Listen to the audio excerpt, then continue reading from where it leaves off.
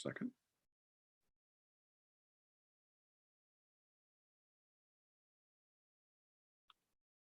All right.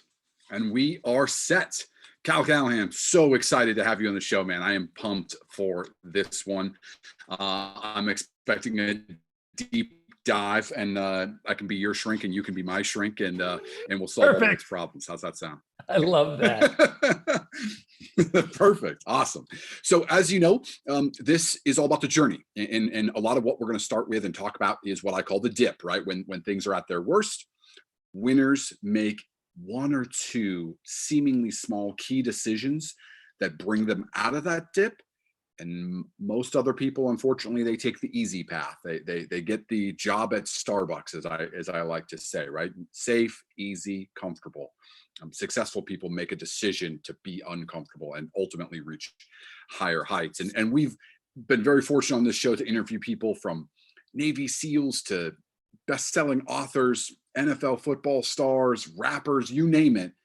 And through those journeys that we've heard from so many people, we try to coax out these, what I call truthisms, right? These are sort of universal truths that regardless of your background, regardless of your goal, they work. So with that being said, Cal, where'd you grow up? I grew up in a small town in Maine called Winthrop. And I spent, I was there through high school. I went away at the end of high school to a boarding school for a couple of years. And then I went to college in Massachusetts. So I was really in New England for the better part of, 20 some odd years. And then from there, I went out, I moved to Chicago. Okay. I think it was probably 3 weeks after graduation, I started a job as a trader there, or as a trading trainee, and then became a trader within the next year. And I spent 18 years there. So I was there until 2013. Wow. And now my wife and I and our kids live in Austin, Texas. We've been here about 7 years. I love Austin. So let's go back to Maine real quick, because I'm originally from New Hampshire. Nice. Spent a lot of time in Maine, and New England people are super, super unique. They are definitely different from anywhere else in the country in many great ways and some not so great ways.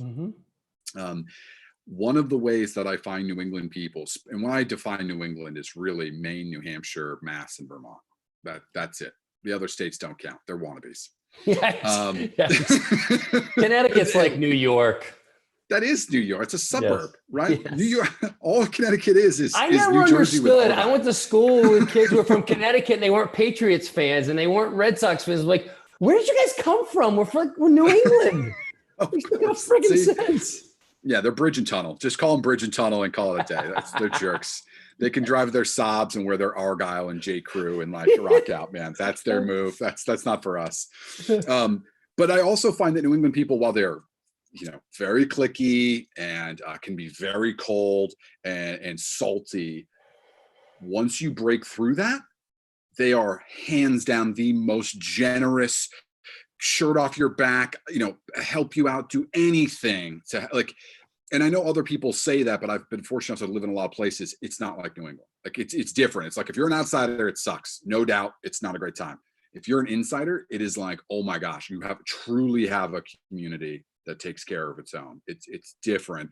And I'll brag about the Red Sox. I don't know if you saw this announcement, just happened yesterday, I believe, a couple of days ago. The Red Sox donated lifetime tickets to the entire hospital staff at Beth Israel. I did not see that. That's amazing. They rented out a couple of duck tour boats, took them through Fenway. Of course, no one could be there. So they had all these pre-recorded videos of Poppy and the front office staff and all the players greeting them and thanking them for being the heroes that they are. The entire staff, lifetime, not season tickets, forever tickets. That's amazing. And that's Boston, right? Yeah. And Big Poppy gave them away, right? Like that is Boston through and through. So anyway, we're cutting the same cloth. I love it. And I do, I think what you're speaking to really is that loyalty. Once you get inside, and it's a tough nut to crack for a lot of people. I think for me personally, I've never been that tough of a nut to crack. Like I'll let you in pretty easily. But I think by and large, they're just skeptical. folks, and sometimes that borders on very cynical. But there's a reason where I grew up, everyone in the neighborhood was aunt and uncle. There was a sense of real community there that it's hard to find. And even in a town like Austin, which I absolutely love, and I do feel like I have my brothers and sisters here, it's not because we live on the same street. It's because we're kind of on a similar path and we're interested in the same things. Where I grew up, we all just kind of there's like this big family. It was very, very a unique situation, or at least it felt like to me. Yeah, 100%. So you went off to become a trader in Chicago. So you were at the CBE? I was at the CME, so the Chicago Mercantile Exchange, when I started. And then through the merger with the Board of Trade, we physically ended up going to the Board of Trade, but it was always the Chicago Mercantile Exchange group. And I traded one product almost the entire time. I took about a year off and traded S&Ps for a bit. But I traded interest rate options in the same pit for almost the entire time. Wow. Which was cool. It was cool to have, for me at least, it felt really good to have that anchor in that one spot and develop relationships and see people come and go. But some of those that they're fucking still down there. I mean, I've left 7 years ago. There were guys that have been down there over 20 years, And so I mean, power to them. I mean, that is one of the last bastions of truly having a trading floor left. Right? It is. And when I was on my way out, it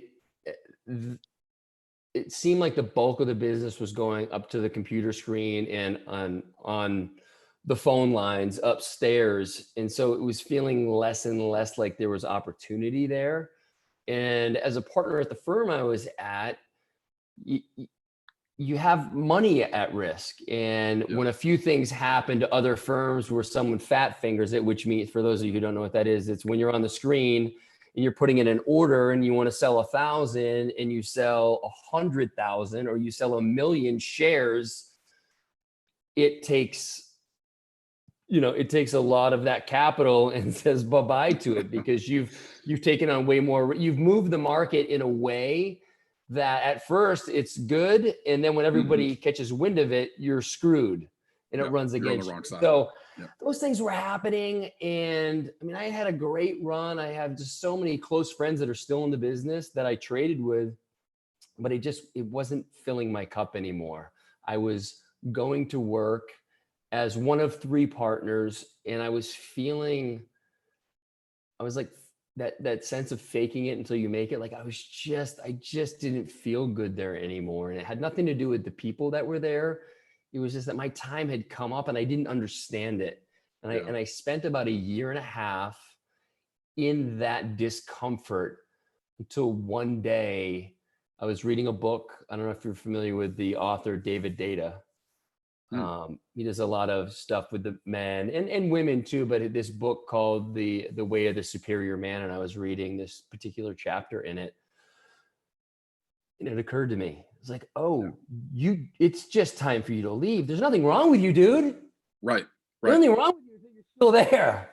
These are all signs that it's time to go, and you didn't know that because you've never been through that before, and you just assumed. I just assumed I was going to be there kind of forever, and when I hit a certain dollar amount, then I was going to leave. But when you start with that mindset, you always move the goalposts, because it's just never enough when that is the reason you're there or not there.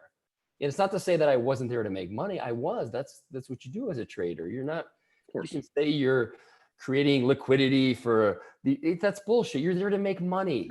Of course. And so, not understanding that is a telltale sign that it's time for you to move on. And I was in the business for 18 years. Having that awakening was like such a burden off my shoulders. And I was fortunate enough that I went home to my wife after I'm at a coffee shop in Chicago on a Sunday reading this book. I'm literally start crying. I'm like, okay, well, that's a fucking sign.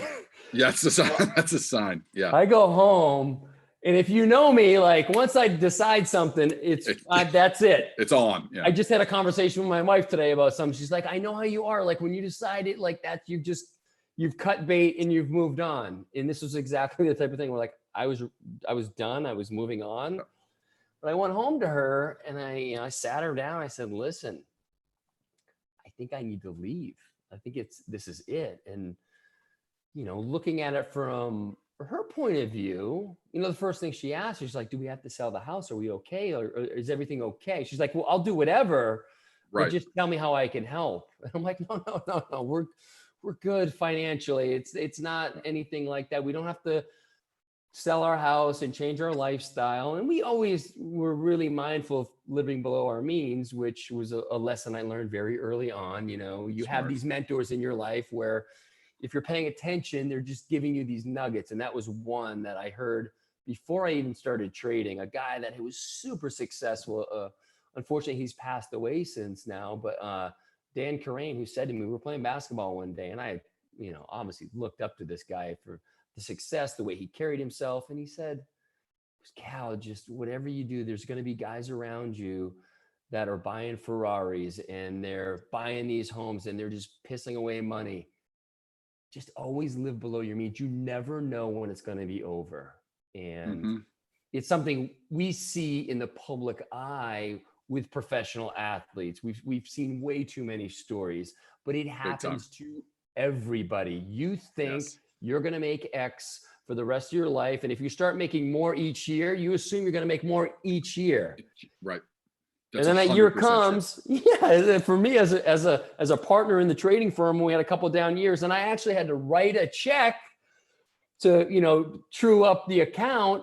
Well, that's not exactly what I had planned. Right. So anyway, I got off course a little bit there, but I was fortunate that my wife, when I went to her, just extended me this beautiful grace that whatever you need to feel alive, I've got your back. And I was like, whoa, like that's amazing. It's not common. It's powerful. It's not, unfortunately, but I'm fortunate to have that. That's huge. So that kind of book that you read, can you give the title one more time? Yeah, The Way of the Superior Man. And it's really it's actually fairly old by now, but I've read it recently. It's still the same damn principles. And I think you and I both know that in whatever I'm sharing, these aren't original thoughts, people. These are things that I've learned, and I'm articulating them in a way that makes sense for me. These aren't new concepts. And David Data's work isn't anything new. It's just his way to distill the information down. And that happened to be a book that really landed for me.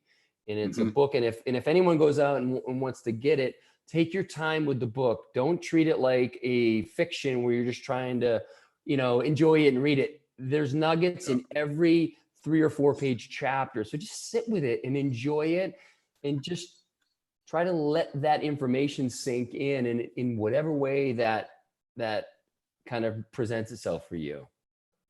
I call books like that quake books. Quake books, because once you've read it, you'll never be the same. Like it's a marked moment in your life where like you read it and you were like, oh, that's it. And they don't come along very often, right? Like you might, if you're lucky, you'll have 2, 3, 4 quake books in your entire life if you're a regular reader, right? So I can really only mention maybe 1 or 2 quake books that really did that for me. And what are those books? So one of them is very old school. It is The Book of 5 Rings by Miyamoto Musashi. So if you are interested in business or success in life, he is the most winningest person ever. So Miyamoto Musashi had more than 100 duels to the death. He lived to tell about it. He died of old age, which is amazing. He fought the best warriors that Japan had, literally the teachers of the daimyo, the best that money could buy, effectively, right? And what's even more amazing is he realized early on in his journey that killing people was not a way to enlightenment. He used the sword, if you will, as a way to attain enlightenment, which was common Zen Buddhist practice back then. And early on, he realized, man, killing people doesn't feel very Zen and Buddhist. The purity of the combat does. I just wish people didn't have to die in order to do that. So he switched to a wooden sword and fought against people with live blades and died of old age with north of 100 duels under his belt. He is the ultimate badass. Wow. And he distilled his knowledge into 5 scrolls, which has been condensed into a book. And when you read it, it's simplicity and its purity of thought, and frankly, its effectiveness. I've read it, I don't know, a dozen times over 20 years. And every time I read it, it's like I read it for the first time. Like I'm like, oh my God, of course, right? It's so intense. So that's one. Meditations by Marcus Aurelius. Man, when you were talking about how no one has original thoughts and that these are not new things, when you read Meditations by Marcus Aurelius, you just laugh, because here's the most powerful man in the world, right? He controlled more land, more people than any other leader almost in history, right? And and Meditations was never meant to be a book. It was his journal. Like, it's private thoughts to himself. So one of his private thoughts is, oh, it's warm in my bed and it's cold out there and it's early and I don't want to get up, but I have to get up because it's my responsibility as a man to get. And he's talking himself through how when you're lying in your covers and it's warm, you don't want to get out of bed. And I'm like, bro, he's the most powerful person ever. And he's dealing with the same exact thing that we all are, like no different at all, right? He has another great line where he goes, I can't prevent men speaking badly of me. People will speak badly of me. But what I can control is that their words have validity, meaning I was a bad person. People can say I was a bad person. That's okay. I can't control that. But what I can do is I can control my own actions. I can be a virtuous person so that their words are hollow. And I thought, man, he is literally dealing with haters. That's what it is. It's the original how to deal with haters. your OG haters, man. So those 2 books were just phenomenal for me. And the other one that was really, really good, much more modern, is Shoe Dogs. My wife is reading it with my oldest right now. Yeah. And she said she was like 5 pages in. She's like, you have to read this book. Yeah. The stuff he's talking about is amazing. Amazing. His story is amazing. And it is not a story of success until, spoiler alert, Nike's a big company. The success part is like 3 pages of the last chapter. Love it. Because he failed an enormous amount for freaking years. We're talking like running a company on a shoestring of nothing, like missing payroll, not getting paid, banks trying to shut down his accounts, like as bad as possible. Not for like a year or 2, right? Not the grind which is so common now. No, we're talking like 20 years of barely eking out an existence and growing a little bit. And if he made a nickel, he invested 6 cents, right? Like it was crazy. You have to read it. It's really, really unbelievable. And how humble he is.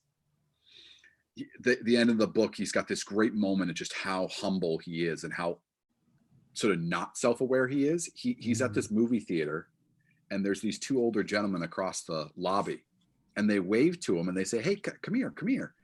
And as he starts walking over to him, he realizes it's Warren Buffett and Bill Gates. And he walks, and he's an old man at this point, right? So, those guys are all about the same age. They're all in their 70s. And he walks over and he's like, oh, hey guys. And they're talking to him like equals. And he's sitting there like, oh my God, it's Warren Buffett and Bill Gates. This is incredible, right? He's like geeking out. And you just go, man, that's just your character. Like, you've been taught character for 20, 30, 40 decades of failures. Yeah. You can't replace that, right? And anyway, not to talk about all those books, but they're just fantastic. No, and I think they're important. And the thing I love particularly about Meditations, and I haven't read it yet, but just, Marcus Aurelius having the same battle with the mind in the morning.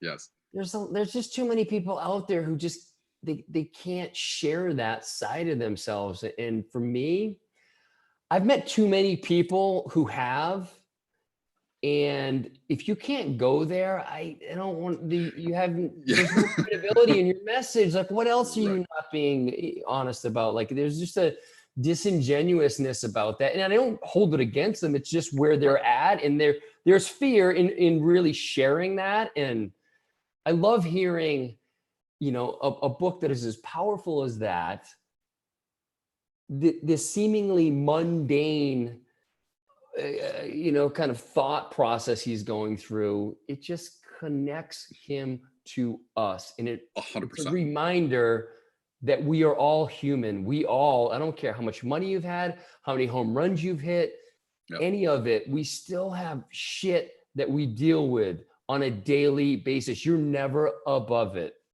Yes. Ever. 100%. Don't make that assumption that anybody is. We all have our shit. Yes. Yeah, he actually paid a boy, to follow him along when he would go through like a parade, basically. Like when he would come from a conquering land and come home, there'd be a big parade right up to the castle. And this kid would whisper in his ear, remember, you're going to die soon. Because all of the adoring people are like, Caesar, you're amazing. You're this, you're that, right? And he paid this person to go, hey, you're going to die soon. Like, this isn't real. You're not as good as they say you are, and you're not as bad as you think you are, right? And saying, hey, I'm going to die soon is not it sounds morbid, but it's not morbid. It's actually very liberating. It's very freeing, right? And because if you're going to die soon, all of this praise that all these thousands of people are throwing at him as the most powerful, richest man in the entire world doesn't hold as much value, keeps you grounded. You're like, oh, that's right, I'm going to die soon. So why do I care about these people praising me? I want to go spend time with my kids. I want to go kiss my wife, right? Suddenly that becomes really important. If you're going to die, you don't want to stand in front of an audience that's cheering cow, cow, cow, right? You're like, hell no, forget you people. I want to go see the wife. I want to go see the kids. I want to see my family. That's suddenly what becomes important. So being reminded that you're going to die, sadly, morbidly, is actually very liberating because it prioritizes for you what actually matters.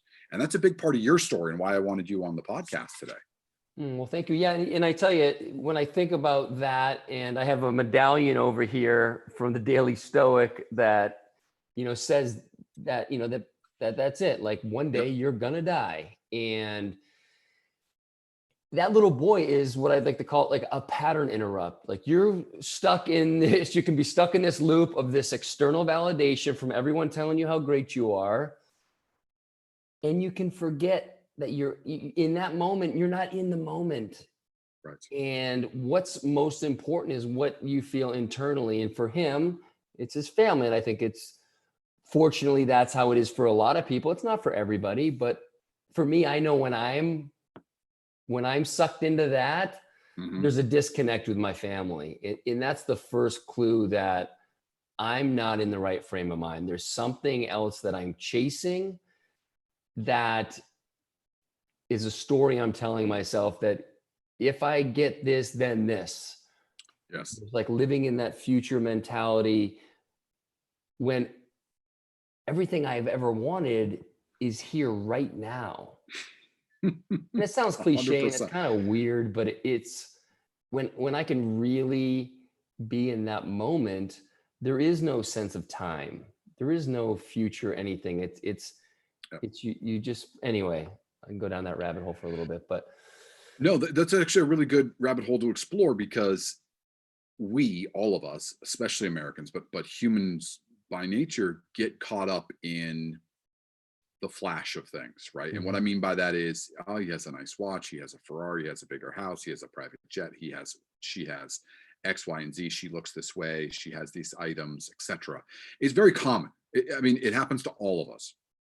But if you've ever had a medical emergency, a real medical emergency, you can't breathe, a severe injury, you got into a car accident, someone is passing away, and you're around that, how much do those things matter to you?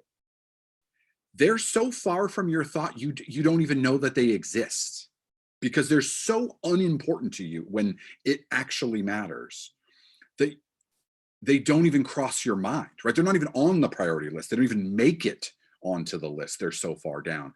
And don't get me wrong, I like nice things. Nice things are cool, just like anybody else. But it's those moments of clarity that you can have where you realize, oh, wow, those things don't matter to me, or frankly, anybody else, honestly, when it hits the fan, when it's sort of crunch time. And if we can remind ourselves of that from time to time, it takes the luster off of those things that we don't have and gets us to spend more time doing the things that actually matter to us. It's that, again, it's that prioritization of those things. So let's get back to your story. So you're a trader, you were there for 18 years, nearly 20 years, which is a very long time. You'd been there maybe a year or two too long. You decided, okay, I'm out. So you're out, you leave. Do you have a plan? Do you jump? What does it look like? Fucking great plan. How'd that go? I had the plan. And I do want to point out, I had often said after I left trading, like, fuck, I stayed around too long, because the last couple of years I net lost money. But if I don't have that experience of losing money, and other people or other firms around me losing a lot of money through these, computer mistakes, maybe I never leave and go pursue these other things. And so, the work I've done over the last couple of years, I've just understood the importance of all of it. The stuff that we want to deem bad, we gotta have that, because it points us in the right direction, and it allows us to have those clean breaks sometimes when it's messy. Like, I didn't feel good for a year and a half. That wasn't good. I felt like I was faking it. I felt very unauthentic. No one wants to feel that. But I had to experience that period so that when it comes back to me, I know what that feels like. I don't want to go through that again. Something's not right with what I'm doing, how I'm living my life. How can I change that? How can I go inside and figure out what's wrong? Now, back to what was my plan. The last couple of years I was trading, it was probably 4 or 5 years. It's probably in 2008, 2009, I started working out. Like, that was a big thing. So CrossFit was getting big and I was really into that. And here I am. I weigh about 180 pounds right now. I was between 205 and 210 for a while. And I posted a picture a couple months ago of the old me with it's freakish. It looks photoshopped. My head looks tiny. I'm holding my daughter. It just doesn't look real. But the reason I bring that up is I was so into that. And I was into nutrition, I was into life coaching. And so that was my plan. Move down to Austin, open up a gym, start training people, working with people. I've always loved connecting with people, being there, learning, sharing, student, teacher, like that interchangeable. I've been fortunate that for whatever reason, I've always enjoyed learning from others. And so I've never, I have an ego just like anyone else, and I can be an asshole sometimes, but by and large, I don't have the type of ego where I don't feel like I can learn from you. And I think one of the things that's really helped me recently is that you don't have to look like me. There was a time when you had to kind of look like me for me to like really listen. Because if you had, were skinny and had long hair and yoga pants and meditated all, I wouldn't listen to. We're not of the same ilk, so I don't need. Right, we're not the same tribe. Thankfully, I don't believe that anymore, and because I've been open to that, my ability to grow and learn and still fuck up, but to be in that place of curiosity has raised exponentially. And so I encourage anyone, just look beneath the surface. If you are like what the former version of me was, do not judge a book by its cover. Anyway, so we moved to Austin. I want to open this gym. I just can't pull the trigger. And there was something holding me back. And it was this idea that I had just spent 18 years in this profession. I had done well financially. I didn't really need to work. I knew gyms are really hard to be meaningfully profitable. Yep. Okay, it's also going to require a ton of my time. And right now I'm not working. So what am I going to do? And I just a good friend of mine who was doing some life coaching with me at the time, she's like, just because you said you're going to do it doesn't mean you have to do it. Like, just clearly it's not aligned with what you really want to do. You thought it was at one point, so just let it go. And it was literally, that was all I needed to hear. And I let permission. I just needed permission. Mm-hmm. And soon after that, an opportunity came up with a new fitness league. It was called the National Pro Fitness League. It later became the National Pro Grid League. It was basically taking CrossFit and putting it in a team atmosphere, like a traditional sports league. So there were 8 teams. Without going down that rabbit hole, I was part owner with a really good friend of mine. He coached the athletes. He was like steeped in all that. And I ran the business side of it. The league ended up lasting a little over 2 years, and then it folded. But that was like, I love fitness. I love teams. I love connecting with people. I got to be, the CEO, president. I got to take care of all these athletes, and that felt really good for me. That's amazing. I got to help create this league with these other people. It was just this amazing experience. But when it failed, I lost a lot of money. And for a long time, and I've talked about this before, for probably about 3 years, from 2016 until a year ago, I looked at that experience as a complete failure because it was the investment where I'd lost the most money. Mm-hmm. And looking at it through one lens, I didn't do any due diligence. My best friend, who's my attorney and a bit of a financial advisor, he's like, why are you doing this? This is not going to make money. Like, you're nuts. Like, Cal, you're just pissing this money away. I said, well, I have to do this. I have to see this through.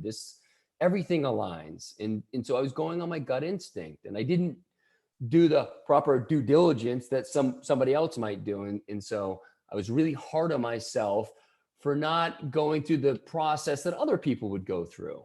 A lot of judgment there. But fortunately, one day last year, I got an email from someone who had been part of the league. And he was asking for some advice. I'd started putting out some content, like really opening up. And he was stuck. He said, I'm working at this shitty job. My whole life, I followed in my older brother's footsteps. I've never had my own life. And when I was working at the league, I felt alive and I was doing something exciting. We were building this thing, and it fucking on a dime completely changed my orientation to that experience. And I realized that it provided for me this framework that I need to be working with people in some form or fashion. And like him, it was the most I'd felt alive, maybe in my entire life. It was so exciting. So that turns, and I start to see, and meanwhile, what was so ironic is I had spent like the year before thinking about, okay, so success doesn't have to do with money. It has to do with feeling connected. And that's exactly right. And I wasn't even living that myself. I was still holding myself in judgment. But along those lines, and you talked about it earlier, these things have less meaning for me. These let's call them material possessions. But I also say that, like, go after them. Go get them for yourself if you haven't. I like nice stuff. I like to have a nice house. I like to have a nice car. But the difference for me today is I'm not attached to them like I was before. I don't look to them to find my own self-worth. I don't. They're not a validation point. No. And it's like my son was bitching to me about my wife. She has a nice car. It's like, Mom, scratched up the bumper and she didn't even care. I said, Yeah, because it's just a car. No one was Right. hurt. It's just a car. We can fix it. It's not that she doesn't appreciate money. It has nothing to do Right. with it. She just knows that that doesn't fucking matter. That's Right. fixable. Right. You can fix that. And for so long, I would have been upset, not necessarily her, but like, oh shit, we got to fix this. Like that's a car. It has to look nice. Like we have to fix that right away. Right. None of that Right. matters. It doesn't. Not even a So little bit. it's been part of my kind of, my process of just reassessing and really trying to create a new orientation to all these things for myself. And being honestly, the biggest thing for me is understanding that shit's not binary. It's not like having nice things is good or bad. It just depends on your attachment to them. That's where it becomes sticky. And if you can have nice things and still be really connected to your purpose and yourself and your family and people and life, then that's awesome. And so it's been exploring what the non-binary world looks like. And you brought up some Zen Buddhism before, but I think that's been one of my greatest teachers is it's not this or that, it's both. It can be both. And 100%. for so long, I didn't allow for both. I was black and white. And that really hurt me. And it really hurt me in relationships. It made me very closed-minded. But the beauty of, again, being, I don't damn that period, even though it was fucking 46 years. I look at it as a great teacher for me. Like I've done that. It doesn't work. And so Right. what would it feel like to not have an opinion or a strong opinion or a belief that I have to defend? What if I was just curious? What if I could have a conversation with you and really listen to every word you say, because you're talking about your experience with it. And that is Yes. valuable. Yes. So a big part of this show, right, is coaxing out these truthisms, as I call it, these universal truths that despite your background and despite different goals than other people that we've had on the show, there are these truths that appear in these stories, right? These just sort of consistent pieces. And one of them that you just brought up was exactly that. It doesn't have to be binary, this or that. So for instance, you being wealthy doesn't make you a bad person. You being poor doesn't make you a good person either, right? And we, in this country, 50 years ago, it was if you're wealthy, you are sort of noteworthy and we should respect you. And if you're poor, it's bad. And now more recently, we've flipped it on its head, right? Rich people are evil and poor people are noble. Neither one of those things is actually true, right? Each person sort of stands on their own. And you can be stoic. You can enjoy nice things while simultaneously not assigning your personality to them, right? They are not validation points. They do not bring you fulfillment because you drive a Rolls Royce. But that doesn't mean you don't like cars. You can actually have both and be at peace with both. And that's an interesting truth that in speaking to some of the folks that we had, many of us have to learn that lesson the hard way. We've just, myself included, 100%, right? I had the fancy stuff. I lost the fancy stuff. Now I can get more fancy stuff and I don't buy it. Like, right. Like it's a weird journey that you have to go on. I think men in particular do a bad job at learning this. It takes us a little bit more time. But nonetheless, it's a very powerful truth. So let's dig in a little bit deeper. Give us a moment in your journey that was really pivotal to you and how you viewed the next 20. So sometimes I call it sort of the 2020, meaning this moment forever changes the next 20 years to be very different from the last 20 years. Yeah, for one thing I do want to, something just came to mind. It's so interesting. So I have what most people would say is a pretty badass truck.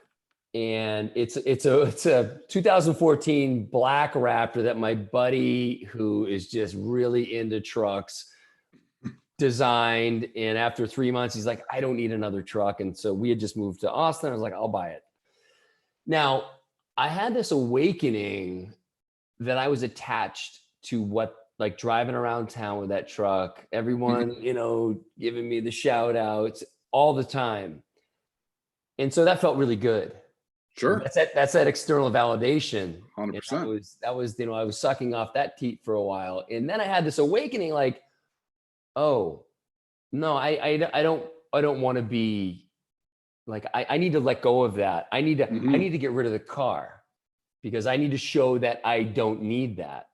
So, okay, well Yeah. that's one layer. Okay, I get rid of the car. Like you don't need it. So you get that and you downsize or whatever. But I think the greater lesson was no, you keep the car, you keep the truck, you drive it around, and then you just stop attaching to every bit of praise you get for the fucking truck you're driving. Right. And that with for me was, can you sit in the discomfort of having the truck and not wanting to be associated with it? The only way you're associated with it is by your own mind and your thoughts that say that you're Yes. associated with it. And Right. so that was a great way for me to practice that. It's the old me is like, okay, I'm done with it, get rid of it. That's running from the actual, the real learning is sitting in the discomfort, understanding the discomfort and being okay with it. And so that was a big, you know, as kind of trivial as that seems on some level, very much a microcosm of how I've gone forward. And I'll give you an example. I talked about, you know, when I weighed 205 pounds, we go up to this place in Idaho every summer for 6, 8 weeks. Great friends up there, a bunch of ex-pro athletes. And to be honest, like I was in the best shape of anyone, even a few of the guys who are still playing hockey. Like I was the fit guy. Now, when you're around, you know, everybody would confuse me with one of the hockey guys. And I did play hockey in college, but not near that Not at level. that level. So I was like, yeah, I played, but not so much.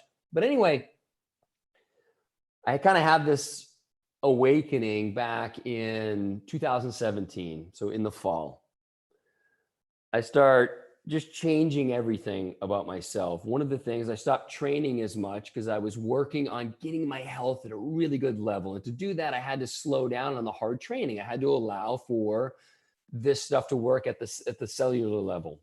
So anyway, I come back, I see everyone. Now I stopped drinking, and this place is a big party place. Everybody's Yeah. partying. Yeah. Yeah.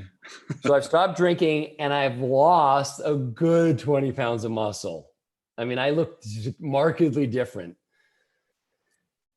And so I'm starting to see everyone for the first time in 8, 9, 10 months. Dude, what happened? What's going on? Like, and then I'm not drinking at the parties and I'm not out as much. And I'm kind of Yep. avoiding going out because I just don't want to have the conversations with everybody because I feel like I'm on this different path. I can't explain it because I don't even know it. I just know Know it. Yep. something's pulling me this way and I'm trusting it. But the problem was I couldn't articulate it. And that was hard for a lot of people. It was hard for my wife because I couldn't tell her what I was going through. I was acting kind of weird about things.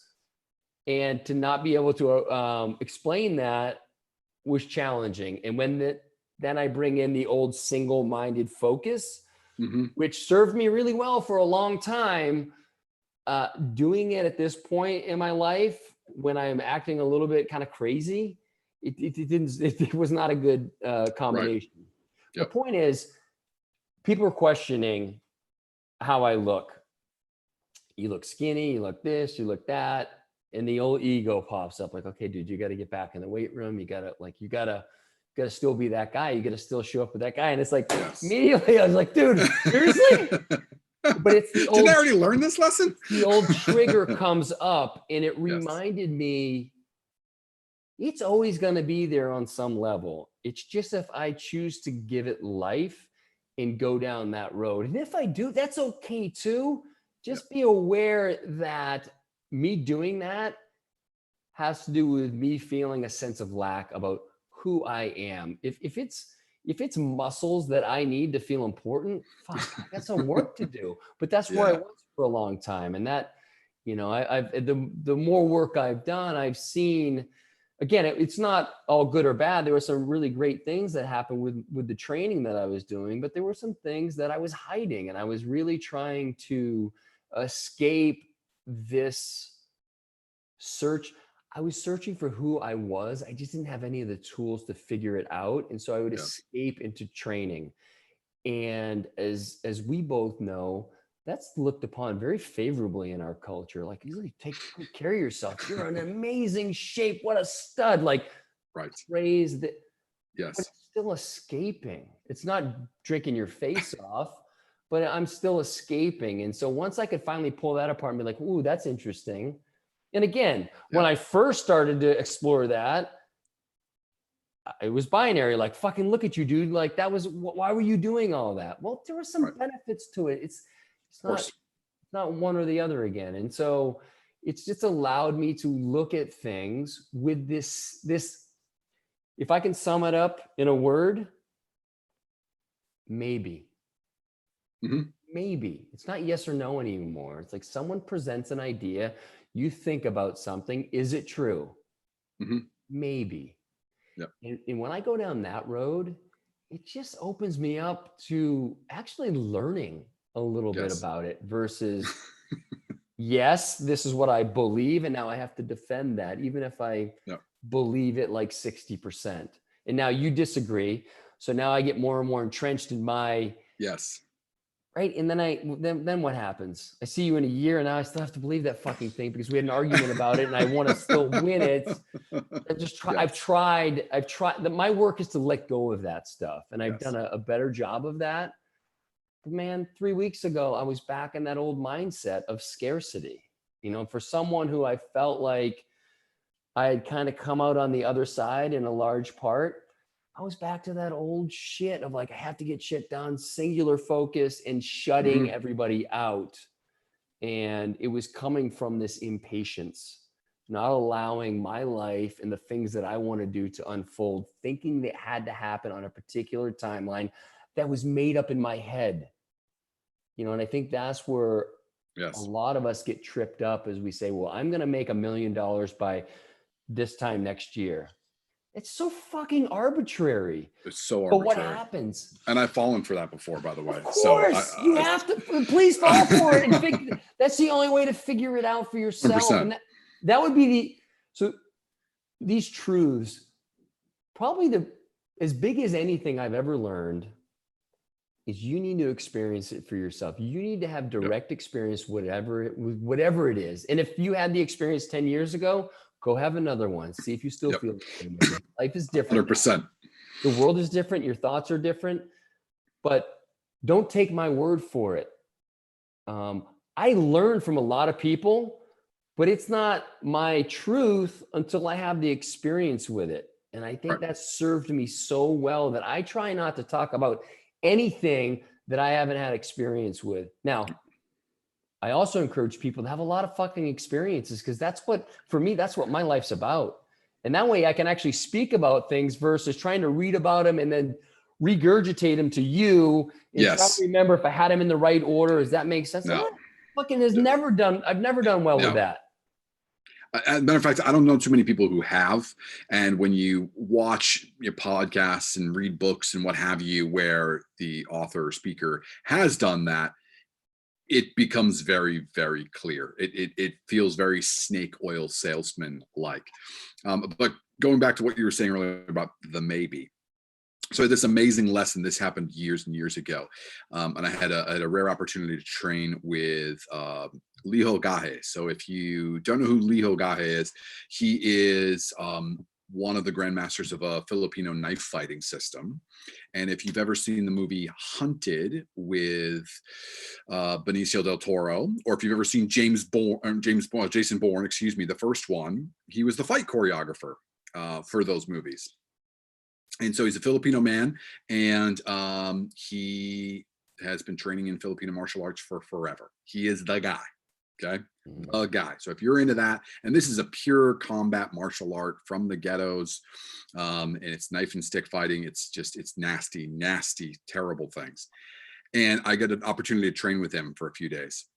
And he shows me this technique. He shows all of us this technique.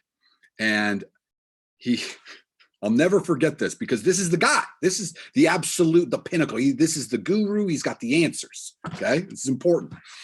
So the guy comes in with a technique, and he responds, and I go, guy, Sensei Guy, is this how you do it? And he goes, oh, sometimes maybe, but not always. I go, what? He goes, yeah, well, sometimes maybe, but not always. And through the whole lesson, it was always sometimes, but maybe, but not always. Because there is no absolute. It's all the middle part. It's all the gray part, right? And here is literally the dude. I mean, people travel tens of thousands of miles to train with this guy. And his answer is, well, sometimes, maybe, but not always. Every time. And I just thought, we're talking life and death situations. We have SWAT guys in the room. We've got SEALs in there. There's a bunch of cops in there. Right? These are all guys that are going to take this information and put their life on the line with this information, right? So forget about all the spiritual stuff we've been talking about. We're talking about as brass tacks as it gets. And he goes, sometimes, maybe, but not always. And that is just the reality of life. And the faster that one can surrender to that, the happier you are. Right.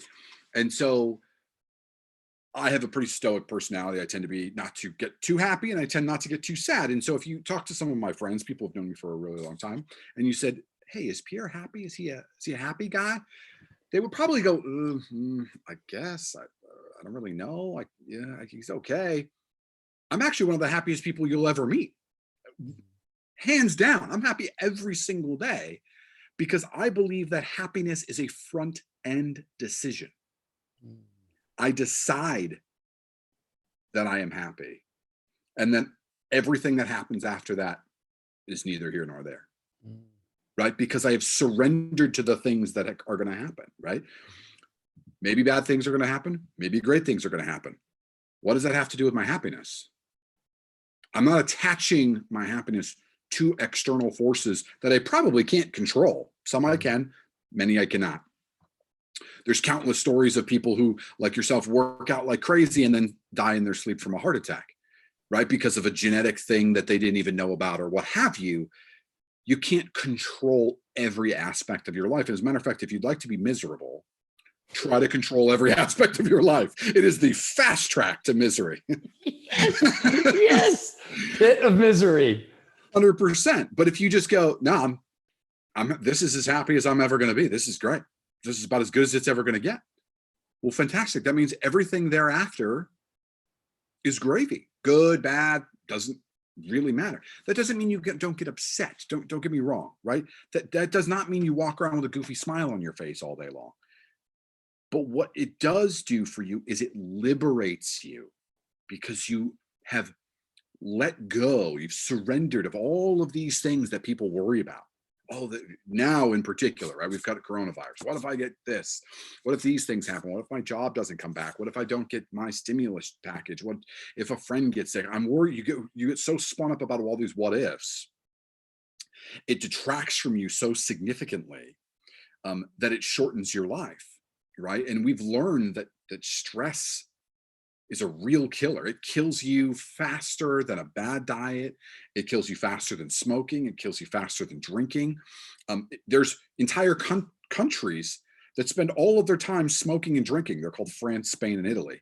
And they live forever. Yes. They don't work out. They smoke and they drink and they eat super fatty foods. They're thin and they live into their 80s and 90s, right? And it's not just genetics. It's because they modulate their stress.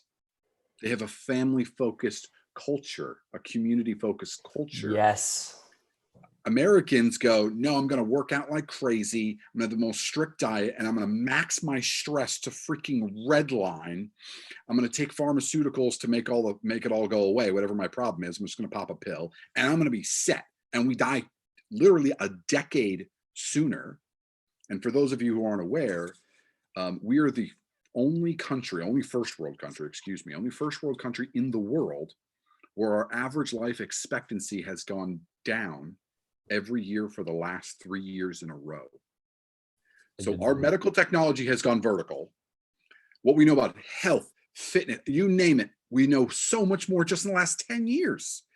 Life expectancy is going down because here we worry about all these existential crises that we just I hate the president. He's terrible. Okay. How's that going to help you? Love him, hate him. It does not change the relationship you have with your children. It does not change the relationship you have with your boss or your wife or the things that ultimately matter. He's not going to be here in a few years. If you love him, sorry, he's not going to be here in a few years. You hate him, sorry, he's not going to be here in a few years. Like, it's just, there's an inevitability. Surrender yourself to that and you'll be so much happier. I think that's, and I actually love that you brought up the president, because he's obviously a very hot button guy. You can't do anything about it. He's there for 4 years, potentially 8. Yes. We don't know, but Right. So why spend all that energy? Why watch CNN Right. and get For all hours on it. angry? You don't understand. And the other thing you were speaking to is we spend all our lives waiting for that future outcome. We're going to do this, and then I'm going to start living my life. That's right. And I don't care what your means are. You don't have to retire early to start enjoying life. It's just, it starts with what you talked about.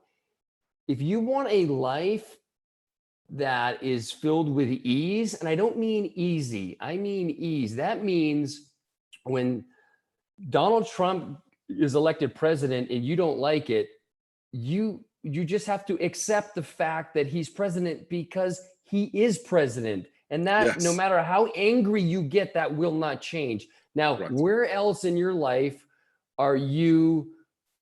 is this resistance showing up to what is happening? That's a perfect way of using that. When I had as another example, we have a pool that on the outside has slate. Now, something happened where there was a crack in the top of the pool on the slate on the top. Water was seeping down.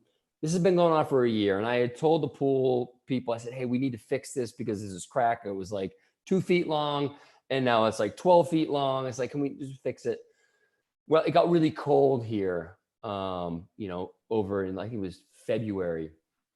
Water that was down in between the cinders and the slate cracked the slate, and the slate broke.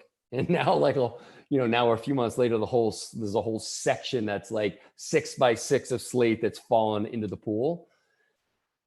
But a woman who was at the house was all hot and bothered about, you gotta come see what happened. Da, da, da, da. So I go out to look at it. See, the slate's clearly broken. It's not something that I personally can fix. Right.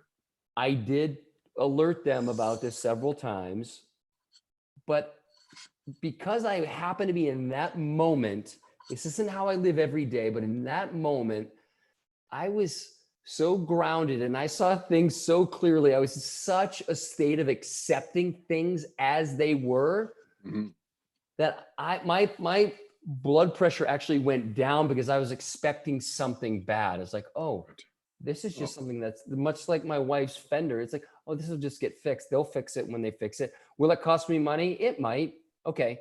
That would suck, but okay. It's just, why am I going to let this ruin my day? It's literally it's a happening. It happened. It should not have happened, but it happened. But so the shoulds don't work. And I've finally learned that when the should wants to start to come out of my mouth, I need to stop and think about what I'm about to say because there's no shoulds. What happened, and Donald Trump was elected president.